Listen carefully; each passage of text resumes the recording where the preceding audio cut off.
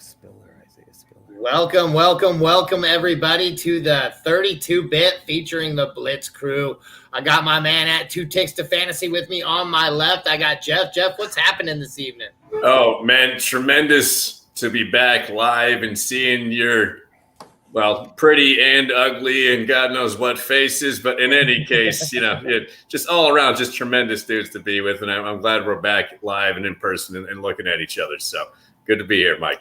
Excellent. I couldn't agree more, man. It's so fun to be back and seeing you two again sitting in the same chairs that we all kind of got the same background, the same backdrops going on, and a lot of the same things, but a lot of it's different. We joined a different team. We're with 32-bit now with Marcus Grant from the NFL Network. How freaking cool is that? And he'll be joining us here in one of these next few weeks, just so you guys know. And as well as a few other guests we got lined up. It's going to be pretty neat, man. This 32 for 32 is starting to become this really cool thing. With me down on below, always with my man, Joe. Joe, what's happening? Joe, why don't you tell us what you were doing the past 24 hours? Well, Mikey, I just finished shaking it off for 3 hours and 20 minutes with my 12-year-old at Taylor Swift last night.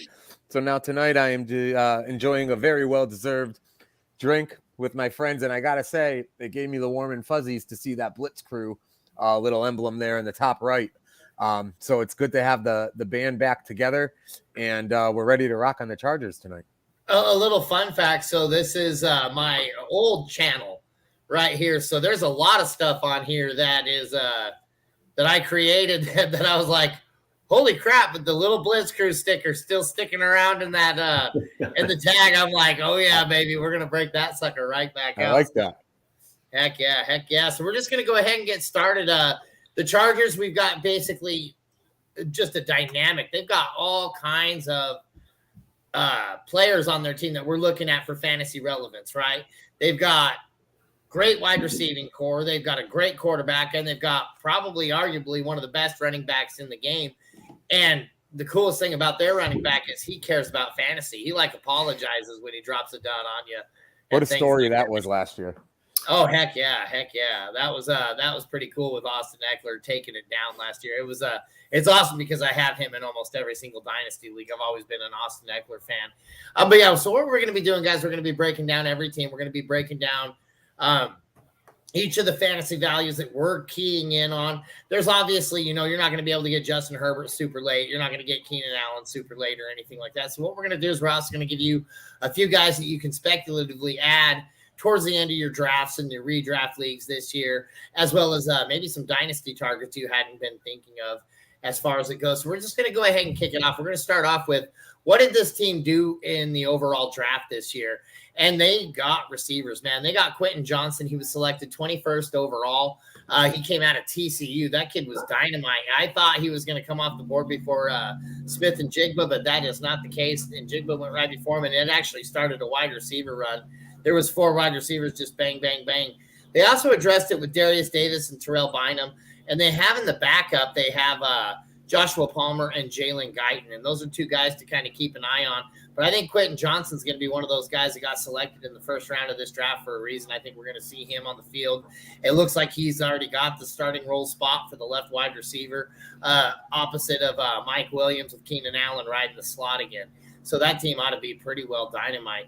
Joe, why don't you break us down what happened in free agency this year? Yeah, we'll do. But let me throw a question at you there, because I'm thinking about this team and I'm thinking about their draft, and obviously getting Johnson's a great. You get obviously. I mean, that's a great top three wideouts with Allen and Williams and Johnson. And to your point too, I mean, when Palmer and Guyton actually got on the field last year, they did get on the field a lot last year because Allen and Williams, as we know, notoriously can't stay healthy.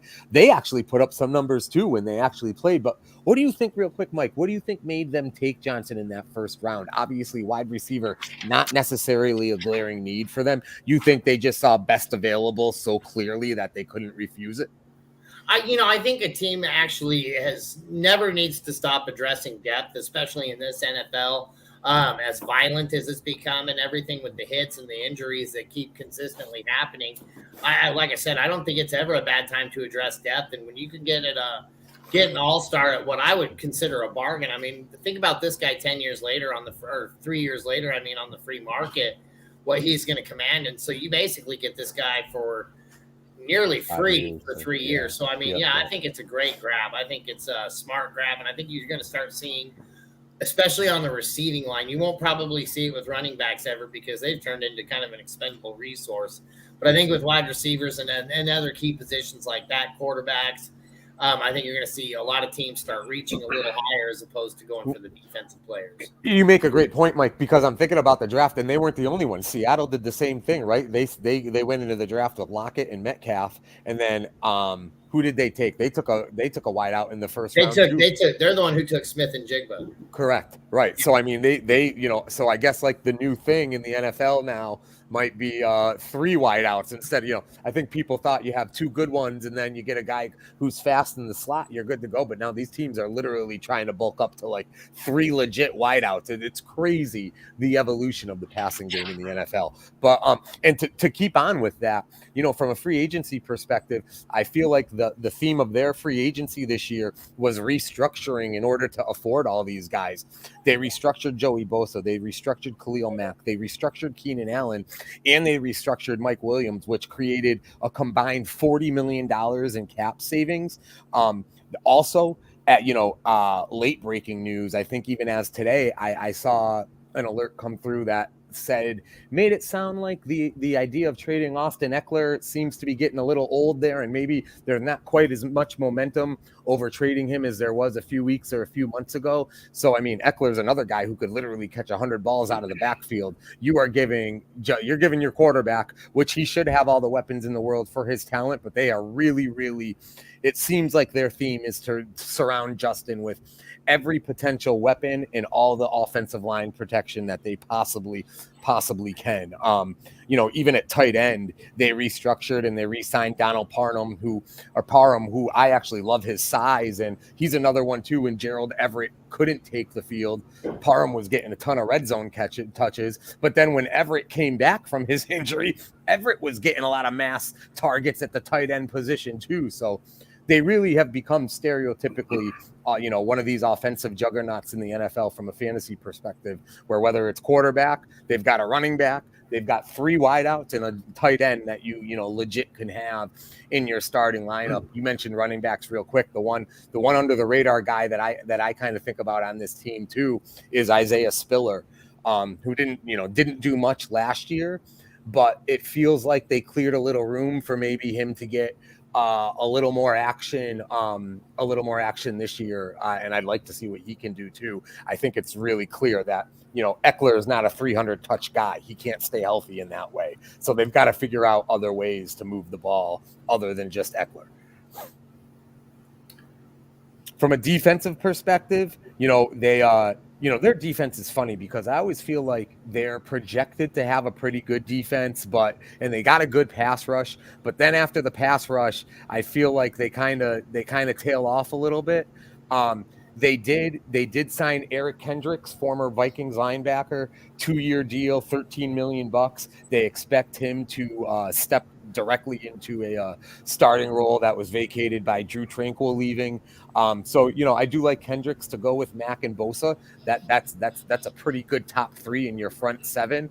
So we'll see how they do there, but they're going to be in a division with the Raiders, the Chiefs, and the Broncos, and new look Broncos potentially, at least from like a coaching perspective. So it is an offensive heavy division, but I don't believe in the Raiders defense. The Chiefs defense is hit or miss. The Denver defense is solid, but I do believe the Chargers have an opportunity with that front 7 to make a little more noise maybe than these other defenses in that. And don't forget, you got Derwin James hanging out in the back behind all those guys, shutting everything down his direction. You bring up a lot of good points. They've got a lot of good options on that team.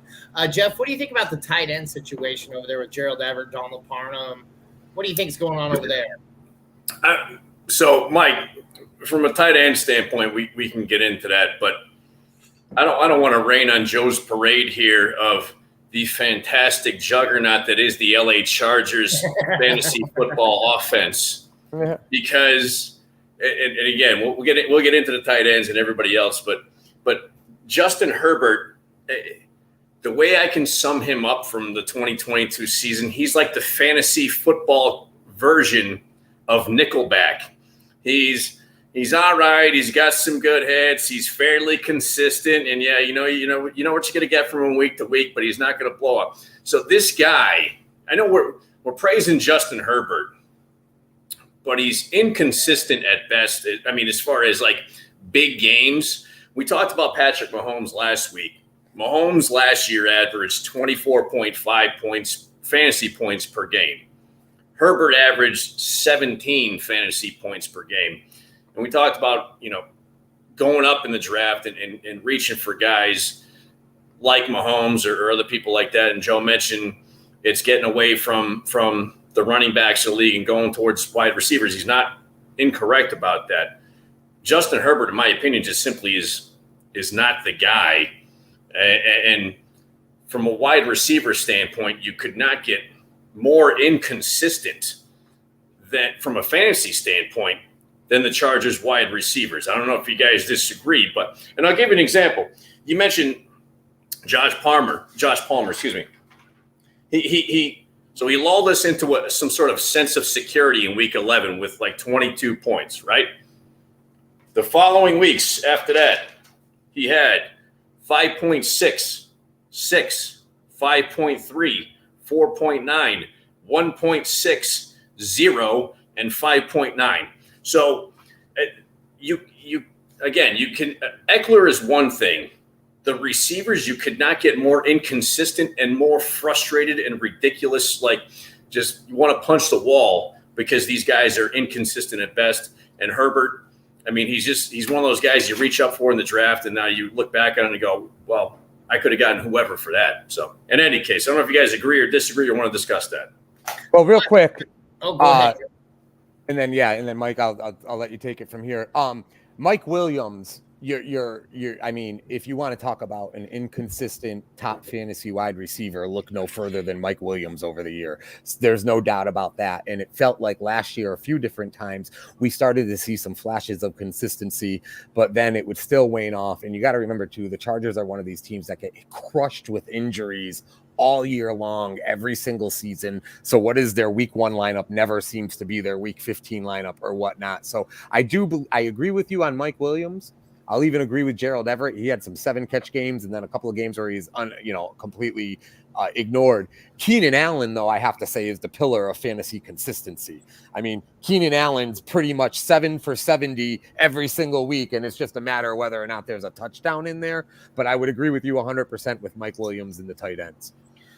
And I mean, looking back on last year, I do think that they did have something kind of go wrong with their offensive scheming. It's like their game plan got shut down, and it got shut down so hard they weren't ever able to overcome that. And so they did look sloppy the second half of the season. The first half of the season, they looked great, and then everything else was Austin Eckler. After that, I mean, every single offensive production was Austin Eckler, just on his shoulders. He carried that team to a meager season, like we said. I mean, they've got a really tough slate with the teams they have to match up with 7 times a season, because the AFC West is no joke.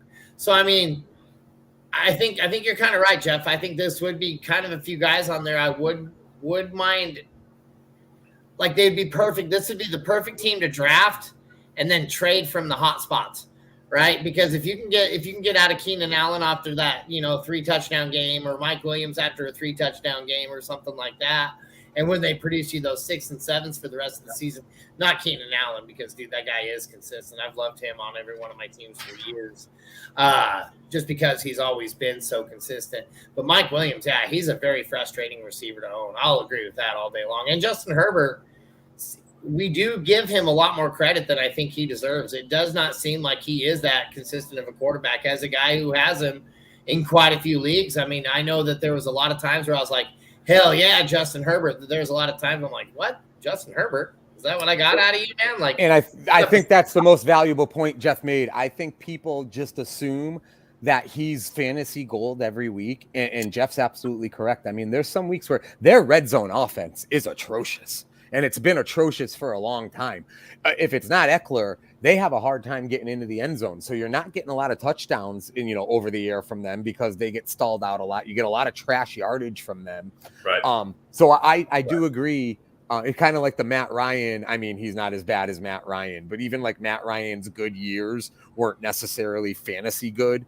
And Right. I think in the end, these guys are going to be the offensive juggernaut they're trying to be. But yeah, it hasn't happened yet. I agree with that 100%. And Mike Williams reminds me of Deshaun Jackson kind of back in the day. He would either have 25 points or 3. I mean, there were 3 games last season. Mike Williams was under 2 points. Just flat out ridiculous and frustrating for anybody who owned him, especially because he had a halfway decent 2021 fantasy season. But I may be way off base with this, but the only thing over the last 15 years I can go by is my gut, and I've been fairly accurate. Don't get me wrong. Eckler's fantastic. He got, so many points and won a lot of people some leagues last year. Just something tells me we're coming up to something similar to like a Chris Johnson or a Doug Martin or a DeMarco Murray kind of repeat. Going into next season for Austin Eckler. I think people are going to key up on him. I don't think he's going to have the same type of season that people think he's going to have. Again, I could be way off base. I don't know what you guys think, but that's just my gut telling me over the years and what I've seen. Mikey?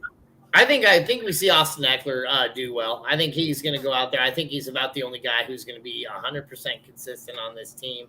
But I do feel like he is due for regression. I got to give you that right there, just because he had such a solid outing last year.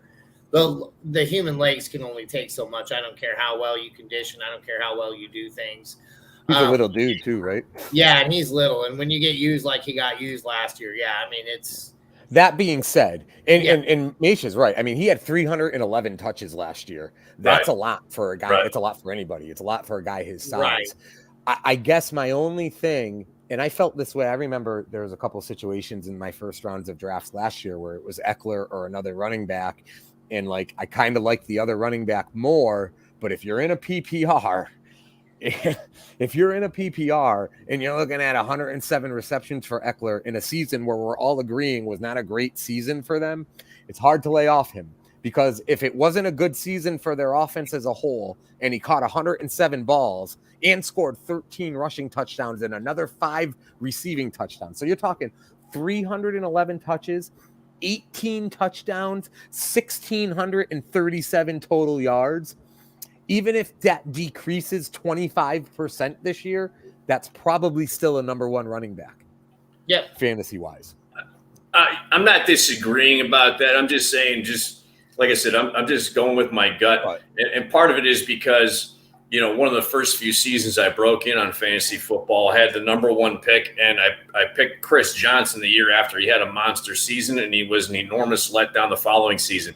And I brought up a few other guys. I brought up Doug Martin. Enormous season 2012, 19.5 points per game fantasy-wise. The following season, 11. Then my gut told me I had Christian McCaffrey in 2019. Now, Christian McCaffrey was just injury-wise, but he went from 355 total fantasy points to the following year having 73, only because he got injured. But something kind of told me just simply stay away from the guy. Same thing like in the example of DeMarco Murray. He went from, in 2014, 22 fantasy points per game to the following year, 12. So to me, I almost feel, and I could be completely wrong, and we'll see what happens. We'll see how this plays out. This is why fantasy is interesting, and this is why we do this and talk about this. But I just feel like Eckler is in that same kind of category, and I have a feeling he might fall off a little bit. Joe might be right. Even if he does take a 25-30% slide, he's still worth taking, but my gut tells me he's going to have that slide. Yeah, it wouldn't shock me. Based on a volume, these guys are proven that they can't do this that many years in a row. Even McCaffrey, it's like every other year he's hurt. Absolutely. Yeah. Nope. You hit the nail right on the head there. So I hope we gave you guys a whole lot to think about with this. I know I came out of this just for this conversation with these guys with a little bit of a different perspective than I came in here with. And that's what these guys do. That's why these guys are the best in the industry. That's why I love riding with these two, is because they'll bring it to you in ways that make you think of it and go, holy crap, I never really thought of it like that. And I'm telling you guys, especially in the DFS arena, It makes you a ton of money, and furthermore, it's going to make you a ton of money in your redraft leagues because we're going to be getting you right. We're going to get you guys set straight. So that's going to wrap it up for us. Jeff, Joe, do you guys have anything to add? Hey, man. Hey, to Joe, shake it off, baby. Shake it off. Shake it off, baby. Shake it off. Mikey, I knew you were trouble when you walked in, buddy. He knew tickets were going for that much because he actually scalped them last night. He's like, man, I didn't have them. I had to pay $45,000 for 3 tickets. Unbelievable. With not even a backstage pass. But with that, guys, we're going to go ahead and sign out. It was great talking to everybody again, and we will see you guys again on Wednesday when we talk about the Raiders. Ew. We love them. We'll be going off about the Raiders, and we'll be telling you guys what direction they're going. We got a new quarterback over there, guys. So we will see you on Wednesday. Thank you for us again here at 32-Bit, and you guys have yourselves a good evening.